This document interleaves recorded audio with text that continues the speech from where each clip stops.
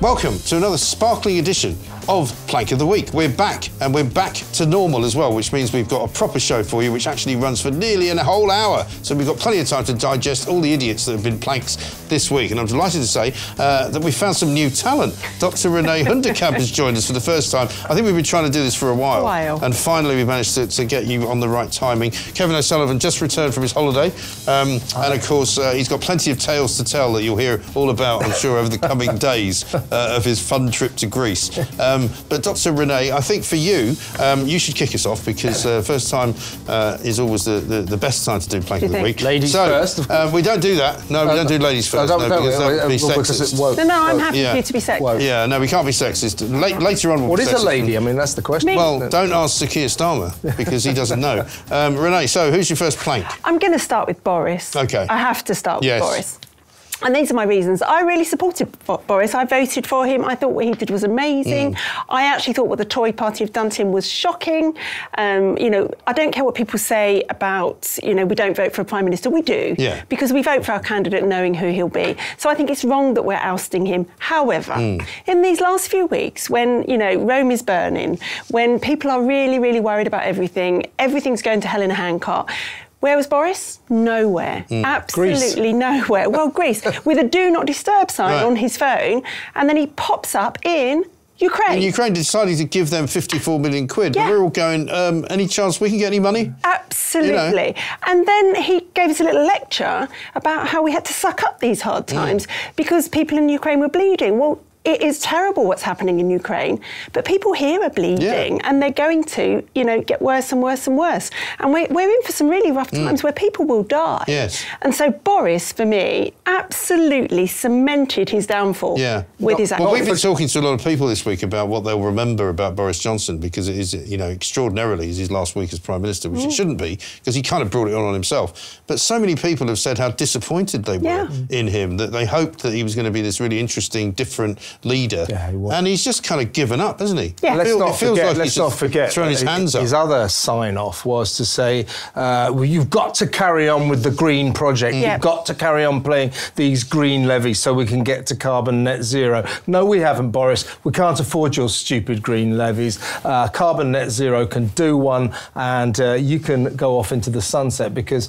this is just virtue signalling Westminster claptrap that ordinary people cannot afford and are not interested in. So I agree with you, Renee. Towards the end, I didn't think Boris should have gone, but since he's been defenestrated, I think he's disgraced himself. Well, this was his opportunity, wasn't it? To say, look, OK, I know I'm going, but let me be here for you. Let me lead. And also, surely you would have thought that he would have wanted, unless he's got some plan to come back at some point, so he didn't want to upset too many people, you would have thought that he would have put things in place. I mean, like Labour governments have done this in the past, where they've gone, right, we're going to just do a load of legislation and they'll have to unpick it, but at least we'll get it done. You know, he could have surely said, in my final sort of 2 months, I'm going to make sure this happens, or I'm going to make sure that happens. Well, I think he had to promise not to do that. But the whole government have been completely sort of useless since about February. Yeah, but they've got the PR, the spin doctors at number 10 Downing Street think they have this catch-all excuse, Ukraine, and we're all going to, oh, yes, Ukraine. Well, let me tell you,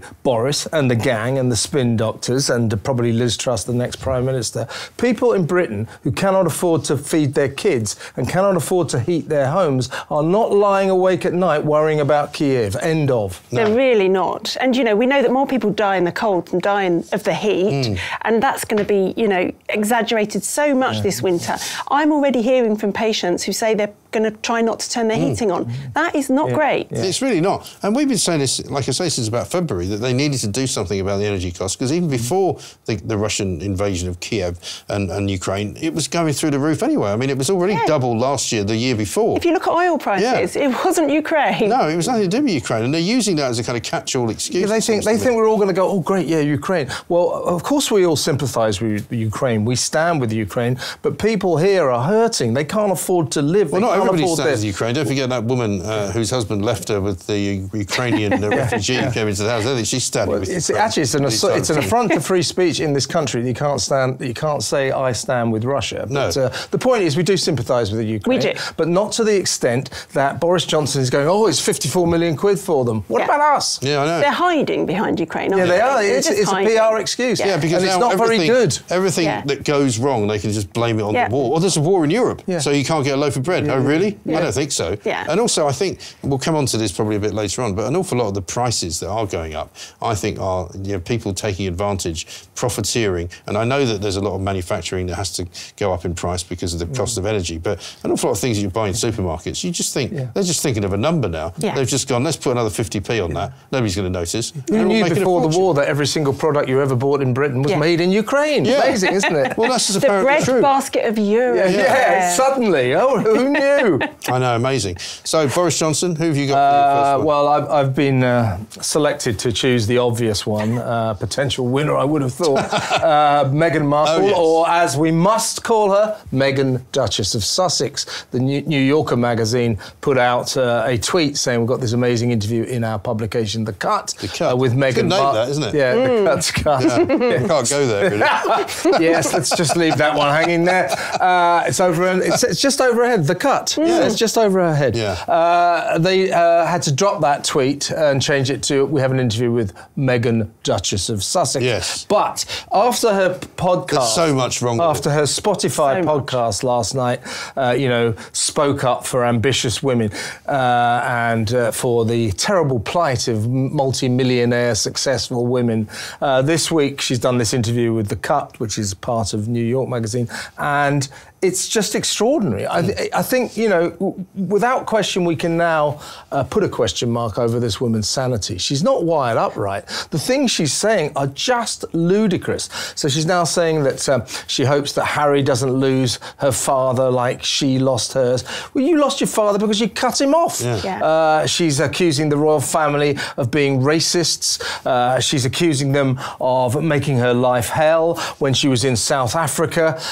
Guess what? Somebody left a pair of underpants on a radiator in a room where Archie had been staying but wasn't at the time. No one was in there. Someone went there. A little bit of smoke coming off the radiator, and she was furious that they didn't allow her to call off the entire tour because of this absolute Except she didn't mention it at the time. No, and none of the journalists who were covering the tour noticed that there was a fire of any kind. No. And, essentially the story is there was not a fire in a room where nobody was. Yeah, exactly right. Exactly right. So the thing about Meghan Markle, more and more, now she has these commitments to do this Spotify podcast once a week. She's obviously going to give newspaper interviews to publicise it.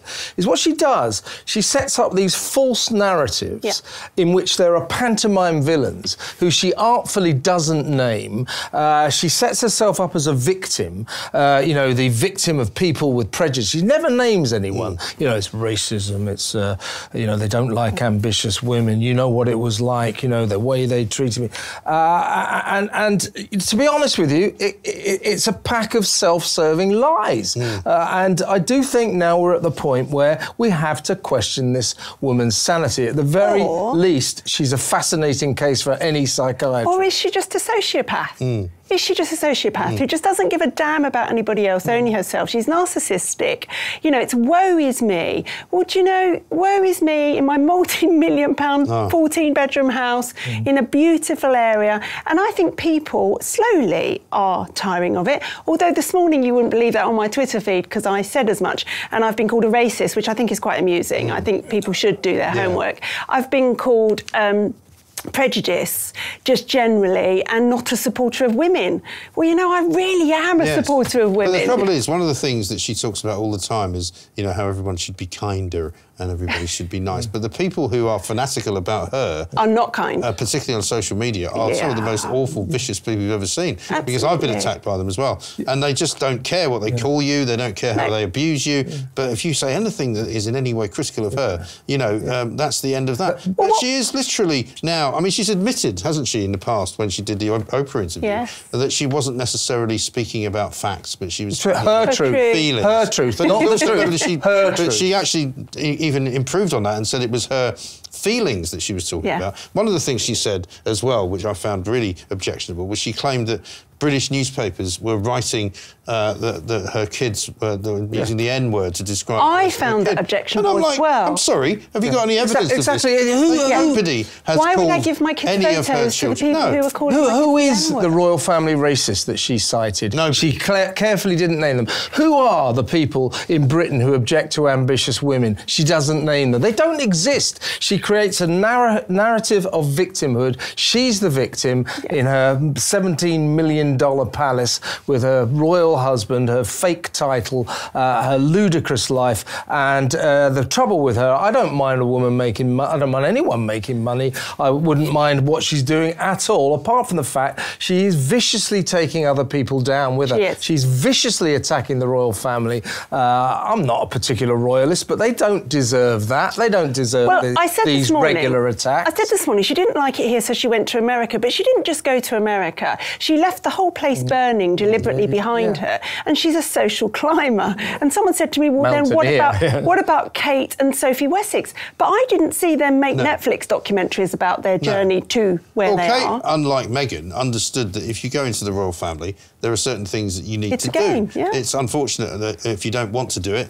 but there's no question that you don't know about it before you do it. And, you know, funnily enough, it was her family, wasn't it, that was described as a bit pushy and a bit jumped up because her mum was a former stewardess and cabin She was crew. Princess Pushy and Weighty Katie, wasn't she? And people used to do the old... They used to, apparently the royal family nicknamed Kate's mum Dawsden Mannion. Yeah, that's right. And they used to do all the, exit that way, all the signs and all that. But, they actually now look about as most dignified as anybody could be. And, they've figured it out. And William and Kate do have a very, what would appear to be decent sort of life. I'm sure they quite enjoy themselves. But what they don't do is tell... I mean, he has the odd tendency to get a bit green and start telling people, which is a bit unfortunate given all the helicopters he rides around in. But, as a general rule, she's making them all look brilliant and saintly, which is really not what we need. She's actually doing the opposite to what she thinks she's doing.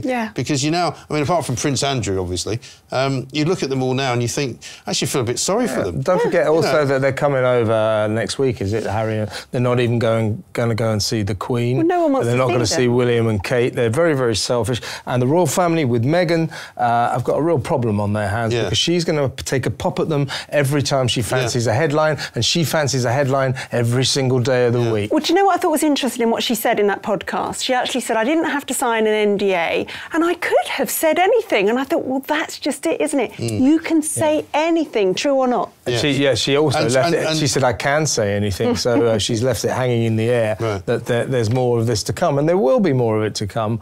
And the question that we have to think about is, the royal family is always, never explain, never complain. But one hears from royal circles that they're beginning to get to the end of their tether. I bet and they may actually break the rule of a lifetime and hit back. And then all hell is going to break loose. Well, I mean, we still haven't really heard the end and the bottom of that whole bullying case, have we? Well, it's been squashed, because it got squashed. Yeah. Bad mistake by the Queen. But I think the reason they did that was when they came over for the Jubilee. It was to make sure she behaved. Yes, if you just behave yourself and don't start throwing yourself around TV studios and don't start demanding things, we'll let you off. But of course now this is what's happened. I think she's addicted to it. I don't think she can stay away because let's face it, you go back through the people that she's known in her life. And she doesn't have any friends from a long time ago.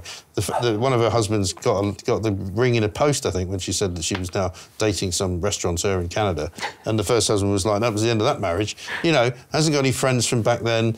Doesn't bring any actresses with her that she was in. Isn't it? Yeah, it is. I wonder when the end of this marriage will come. Well, it will come. Before too long, I'd expect. And you'll see old Harry walking through Heathrow on his own, with his bag. I mean, but with also, nowhere to go. But he makes out... With his bag and his 4 strands of hair across his bald pate. He makes out that he's this incredibly sort of virtuous character. He goes off to play polo, which is such a ridiculous game to begin with. He goes off to play polo in Aspen on a private jet, doesn't even remember to bring his own polo kit, so the serfs have to bring it for him. in a Range Rover. 1,000 miles. Yeah, and you just go, what sort of idiot are you? He went to play polo and forgot his polo kit. I mean, he really is not the sharpest pin in the back. It's like, I've gone to play golf, I forgot the clubs. Oh, forgot my polo kit. Also, I think if you went to a polo match, somebody could give you some polo stuff, couldn't they? Would you actually need your own? Think it was logical. Here's a substitute mallet, you plank, you know. All right, so I'm going to go first with mine. It's going to be Emily Maitlis. Hey. Emily Maitlis, a woman who, for many reasons, left the BBC. She says she left it because, like you've said about Andrew Marr, she wasn't able to tell the truth. Because her version of the truth is that if you've got 40 people that think Brexit's a bad idea and only one person who thinks it's a good idea, to put on one against the other is unfair. Well, and you go, well, that's an interesting way to look at the news. You know, the fact is that Newsnight for a very long time has been incredibly biased. She was upbraided, wasn't she, for actually making that monologue about Boris Johnson. And she has been up in Edinburgh doing a McTaggart lecture because she, by bizarre coincidence, has got a podcast to sell, another one.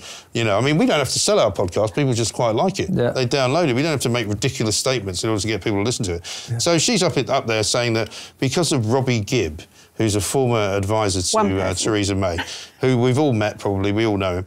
I mean, he doesn't strike me as a nasty, mean, horrible, secret Tory agent for anything. He sits on the board at the BBC. She's claiming that because of him, the BBC is curry-combed with sort of, Tory sympathisers. There's a nest of Tory I mean, all you've got to do is watch it, right? Yeah, I mean, all you've got to do is watch the BBC to wonder, you don't have to ask the question, I wonder whether they voted Leave or Remain at the BBC. What do you think, I mean, they are so obviously biased against the Tories. They might not be particularly pro-Labour, but they're totally biased against the Tories.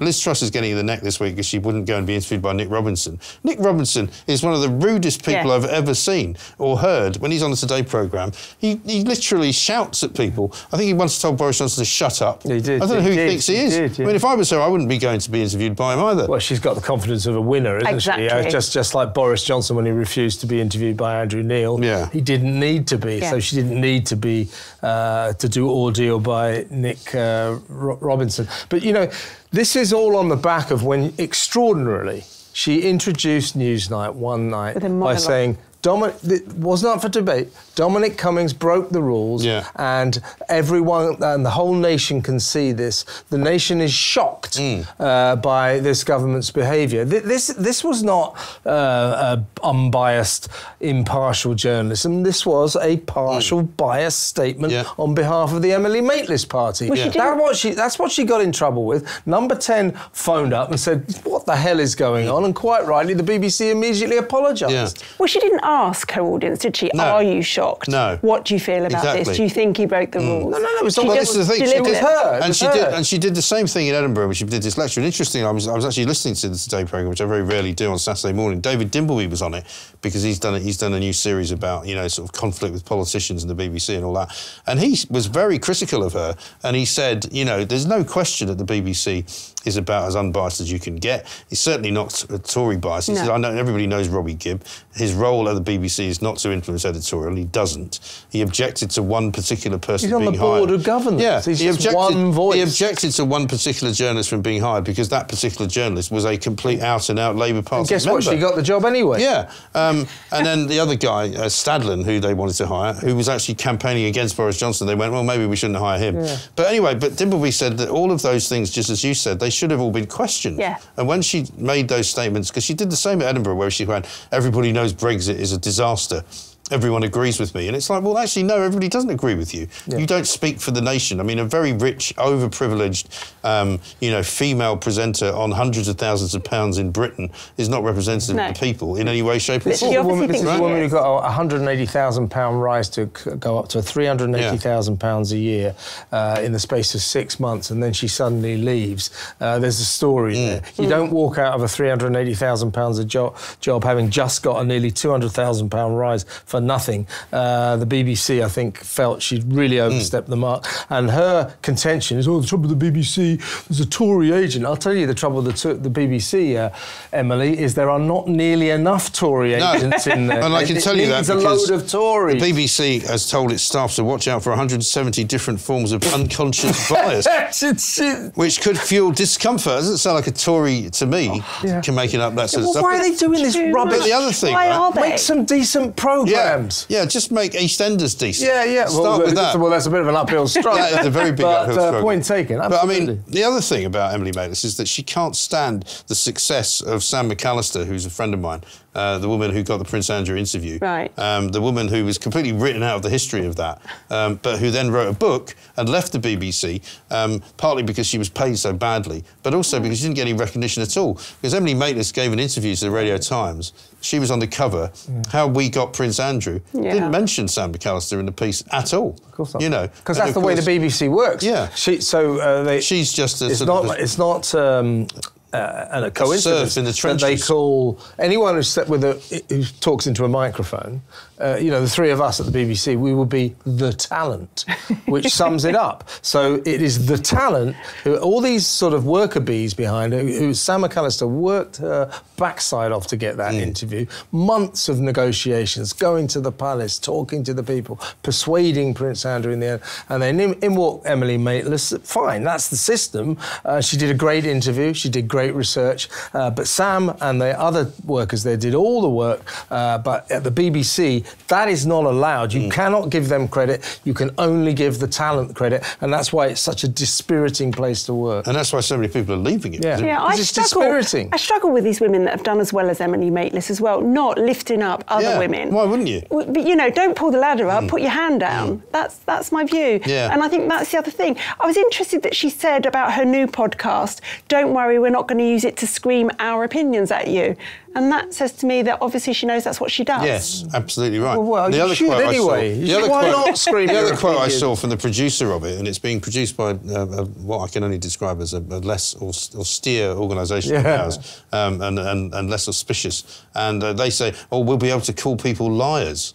Well, that doesn't sound like much of an entertaining podcast. I don't want to listen to somebody calling somebody a liar. I mean, you and I do it, but we're only joking. Well, maybe they could call the podcast John Sopel and Emily Maitlis the Liars.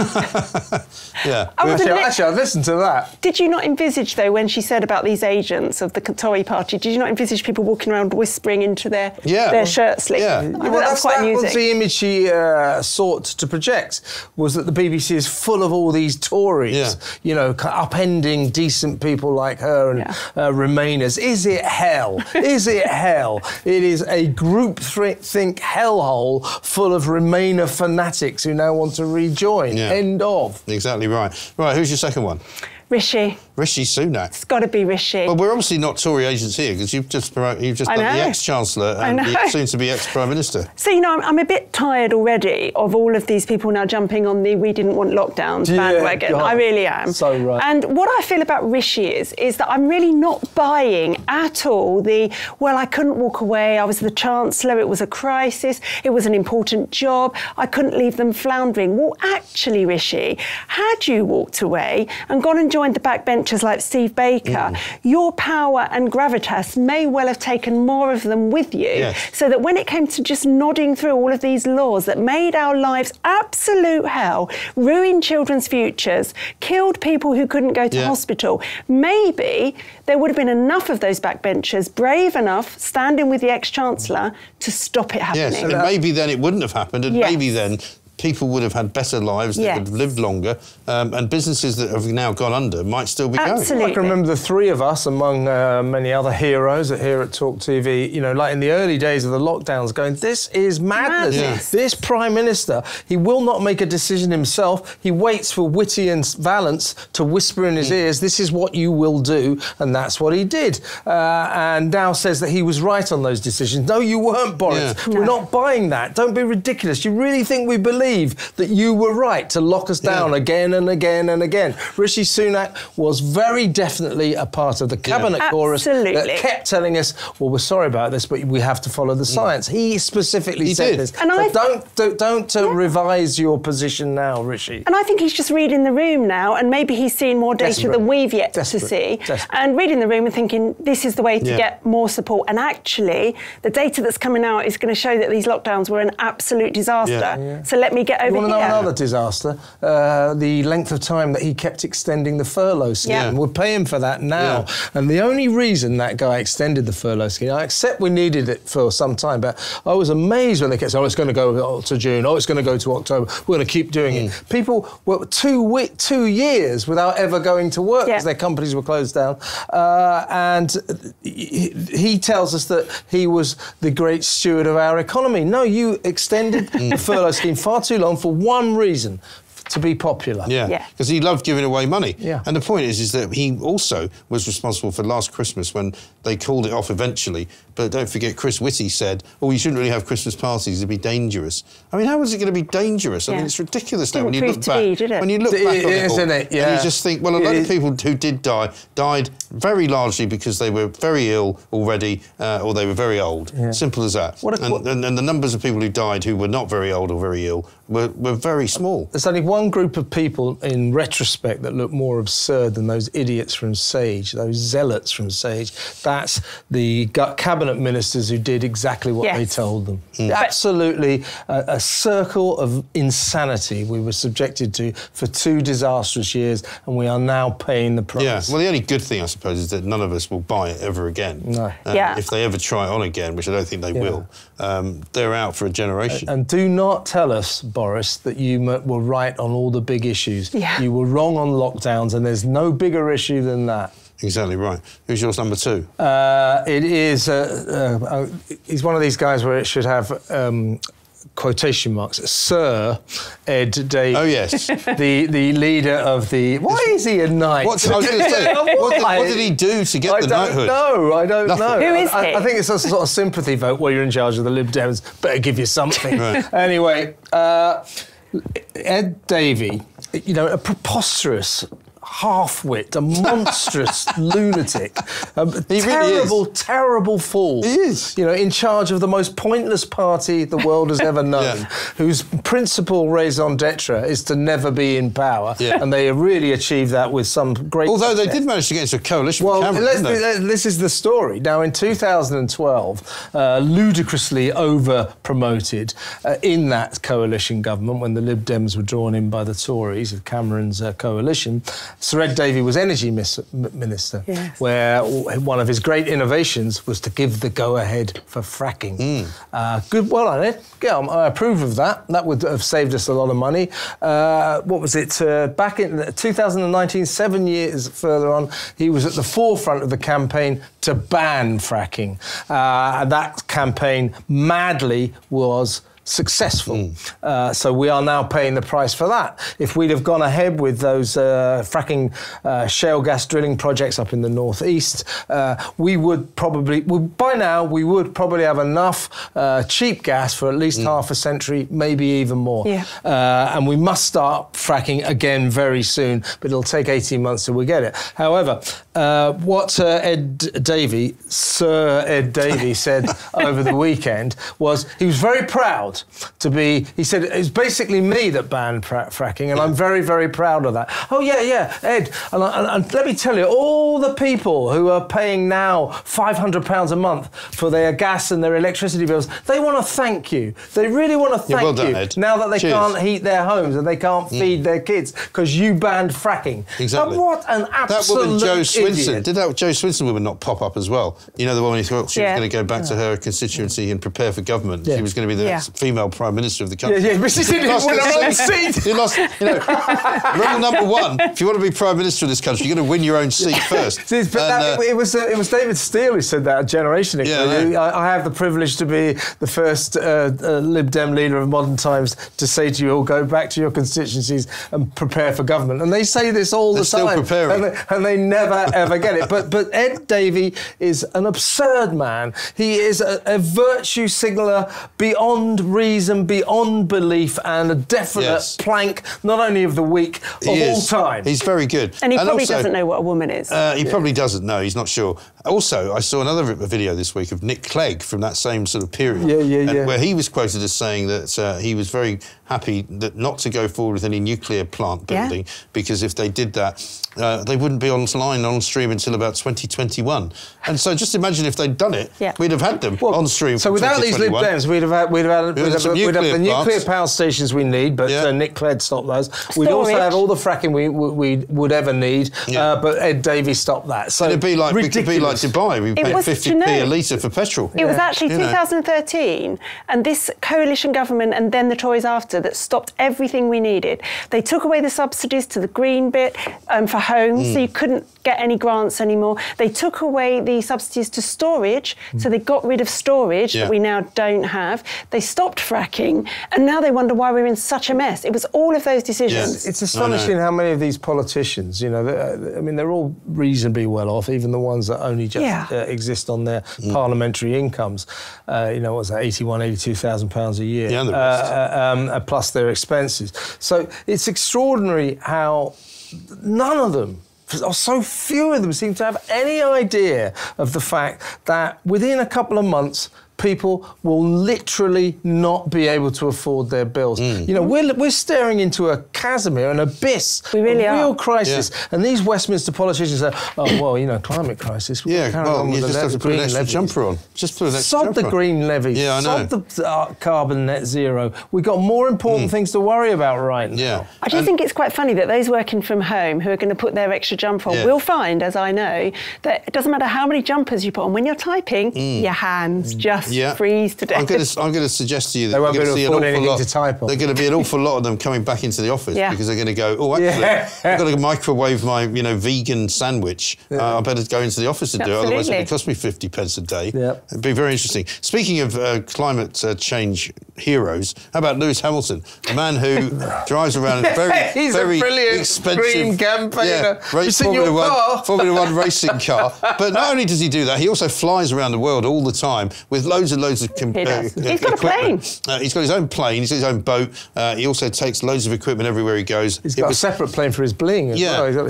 Well, he turned up in Belgium for the Belgian Grand Prix wearing the most ridiculous, I mean, even for him, one of the most ridiculous outfits I've ever seen. Like, he looked like a Teletubby. It was sort of a pink balaclava affair where you couldn't quite see who he was. And people say, oh, well, he's entitled to dress the way he does, and yes, he is. But the main reason I'm calling him a plank is not because of how he dressed, even though it was ridiculous. It's how he drove. Because, I mean, I don't know whether you want to give away the fact you know a bit more about this business. I do. Your son is in it, My son is in it. For Red Bull. He works for Red Bull in the pit lane, and very exciting job that must be for him. Absolutely. I mean, my own son is going, oh, that's a great job. He loves watching it, right? But he drove in the first lap. Straight into Fernando Alonso. And you kind of go, there's only one thing you need to do to get around. Just don't hit anybody, right? Don't drive into people. And he literally, the front of his car just touched, and you know, they go so fast. I mean, you can't imagine how fast it is to drive one of those things. But you know, you just don't hit him, they just touched, and he was lucky that the car didn't actually flip over. He turned into a plane, didn't he, for a bit? If the car went up in the air because they're going so fast, and of course he damaged the car to such an extent that he was out of the race after literally 15 seconds. And you think, come on, man, you could have actually... And Alonso actually called him an idiot. You could hear Alonso speaking into his radio and said he's only any good when he's driving from the front. So if he's on the front, he's on pole, he does that. But the number of times he has collisions with people, and I know he's an aggressive driver, and people will say that's how he is and that's how he gets by because his car this year isn't as good as it was before. But still, I mean, it's pretty plankish behaviour, isn't it? We did see Max come from the very back to win, and he didn't hit anyone along the way. No. And he's a pretty aggressive driver too. But Hamilton seems to hit more cars than most, doesn't he? But also, he's part of that, the Grand Prix army who are right behind this ludicrous, nonsensical announcement by F1 to say from now on we're going to be totally green. You can't be green. Have you seen those cars? Well, they're called the electric ones. They're electric. They're the green ones, aren't they? There is an electric Formula One. Oh, well. There is an electric Formula One, but that's not what they're talking about, because when they had the British Grand Prix at Silverstone, Silverstone declared themselves to be carbon neutral. You're running the Grand Prix. Yeah. You can't be carbon neutral. Yeah. I don't care how many, straws are not made of plastic. You've got cars going around 200 miles an hour for a couple of hours. Destroy the environment one lap at a time. You know, it's ridiculous. It's so hypocritical. It's ridiculous. But all carbon neutral tends to be hypocritical, doesn't it? Of course it does. I've flown in this beautiful plane, but I've planted some trees in somewhere. Like we go back to Prince Harry, taking an electric Audi to a private jet. And somebody said it's a bit like eating a side of beef before you go to a vegetarian restaurant. What's the point? But I've just been in Greece, this place where all these super yachts, these massive luxury super yachts, and I got no problem with it. If you're rich, good luck to you, and I don't care about all that carbon net zero rubbish anyway. So you go out and enjoy yourself. But there's something kind of weird. You never hear people going, why don't all those billionaires stop going around the oceans in their massive super yachts because they're causing so much damage to the environment? Because they do, and yet no one ever says anything. No. I mean, good luck to them. I'm not saying that, but why does no one ever criticise them? Why do more people not criticise F1? It's kind of one rule for us. We're supposed to sort of drive electric cars and not fly and not use too much electricity, whereas there's this whole section of luxury society who seem to be able to do whatever they want. Well, there's two societies, aren't there? There really are. Them and us. Them and us. Yeah. Well, I'd rather be with us, to be honest. I wouldn't like to be one of them.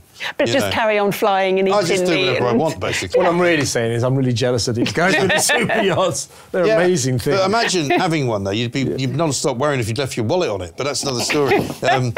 Anyway, Renee. I'm sorry. I can lose my wallet anyway. You lose it at home. Renee, this is number 3. I don't know if I'm allowed to do this, but I'm actually going to go for the entire police force. I think you can. Yeah. Under current circumstances, yes. I think it's a very good choice. In the last week, I have watched the police dance in Macarena while 9-year-olds are shot in their own homes. And kids on the streets of London are being killed in record numbers. And then I've, noticed just over the last few days, the wokery just getting even worse when a group of lesbians were evicted from Cardiff Pride by the police because they were offending the trans groups because they said that lesbians don't like penises. Well, firstly, I thought we all knew that. I thought that was fairly standard. I don't think that's breaking news, no. is it? But apparently it is now. They don't mind fake ones, mind you, do they?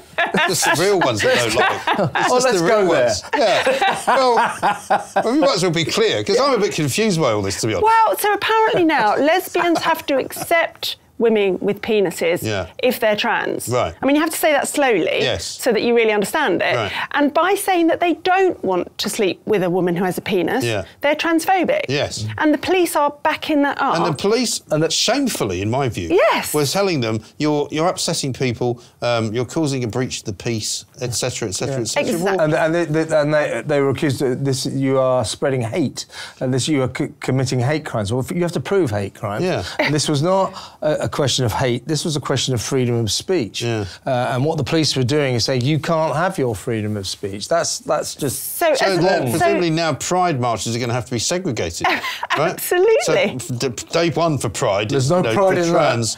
Day 2 for Pride is gay. I mean, I just don't understand why they've had to break everything up. So it's really vicious. Right? Again, it's vicious. So the trans lobby are really vicious, as we said earlier, with these people that are campaigning and being kind. Yeah. It's the same. But the fact that our police are actually supporting this and evicting people from protests. What are we doing? Why are they not on the streets? We've seen people steaming shops in Oxford Street. Why are they not there? What are they doing at Why gay don't they pride? understand the law? Why don't they understand the law? You can't go out to people and say, you're saying things that other people don't like, therefore you're evicted from this joint. It is not against the law to say things that other people don't like. Yeah.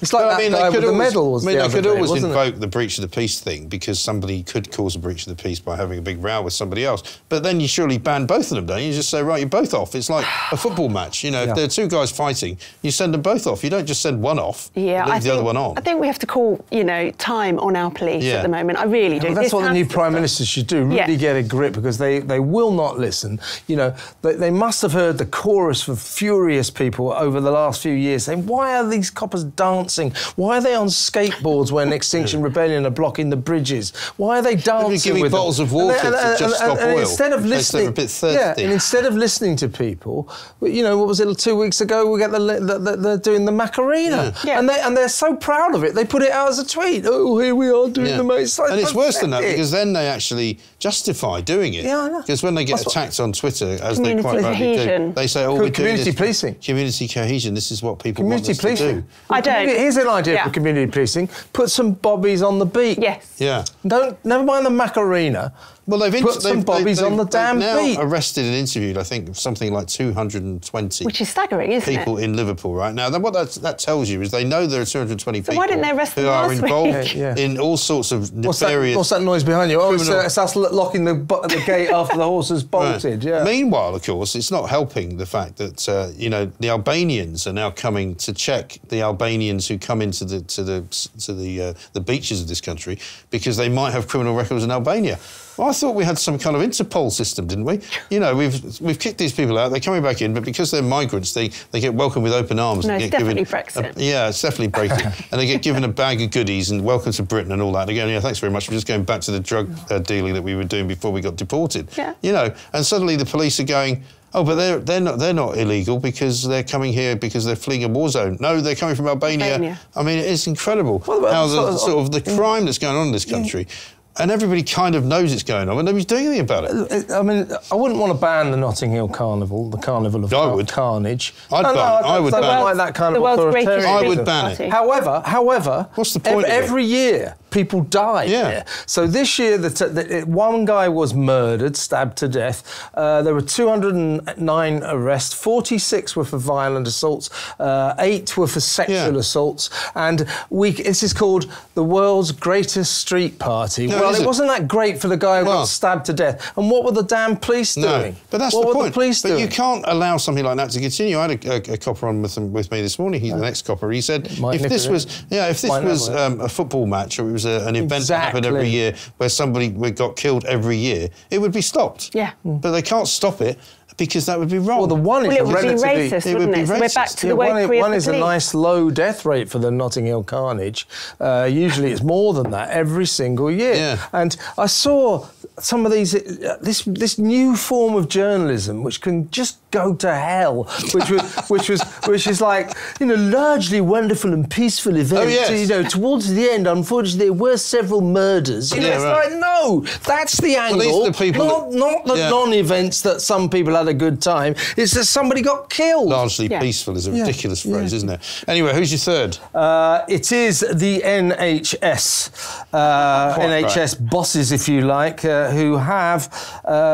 you may remember that the former Health Secretary, in one of his better moments a few months ago, warned the NHS that you must stop all these woke jobs. Yeah. You're cash-strapped, money is too tight to mention, you can't keep hiring all these woke people for no apparent reason. In the slipstream of that, the NHS has advertised a dozen highly paid jobs for inclusivity and diversity executives that will cost us between the taxpayer £474,000 and £540,000 a year. So over £500,000 on a dozen jobs that are all inclusivity and diversity. This has got to stop. It's got to stop. Well, you'll know more about this than me, Renee, but this is just madness. Absolute insanity. It's underfunding. That's what they call it. Underfunding. That's it's not underfunding. It's crass, ridiculous, massive mismanagement on an epic scale. No more diversity officers, no more inclusivity executives. Just get real, be sensible, for God's sake. They can get rid of the sustainability champions. Well, absolutely. Got a lot of those. Absolutely. I mean, every job that you get in sustainability is worth about 100 grand. Well, there was one recently, my favourite recently was a diversity matron. Yeah. What's that mean? It sounds like something. It's Hattie Jakes in it sounds like something you shout. Diversity matron. But the story today, which is staggering, I don't know if you heard this one, in addition to the 6.7 million people waiting for some kind of procedure, there's now a hidden waiting list with 10 million people on it.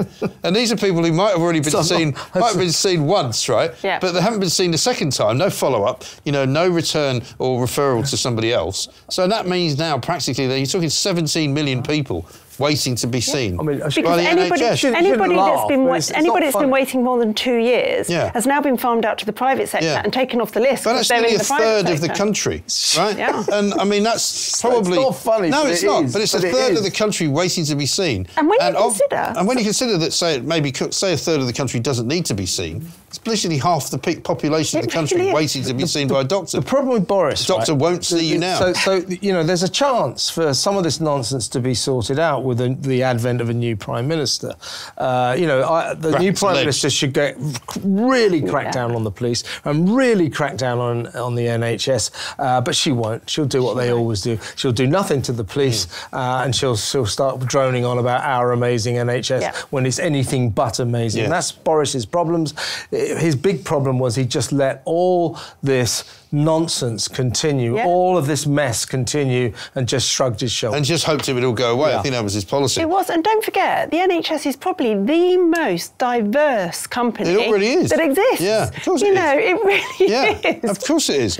Now, I'm going to go with the final one on the list for me. We are going to carry over somebody, though. Sadiq Khan will be carried over, partly because of the Notting Hill Carnival, partly because of the things he's been saying lately about climate change and about the whole business of hosepipe bans and all of that direct consequence of climate crisis. No, it's not. That's a lie. It really isn't. And also, if he's so concerned about helping people to pay less money in bills, why doesn't he get rid of the congestion charge or the ULEZ charge why doesn't he? or all the other charges? He's extending it, isn't he? Well, instead of giving some advice on what kind of clothes to wear if the weather's hot, loose, fitting cotton clothes, get rid of why not give us the advice that all Londoners need, what to do when you're stabbed? Yes.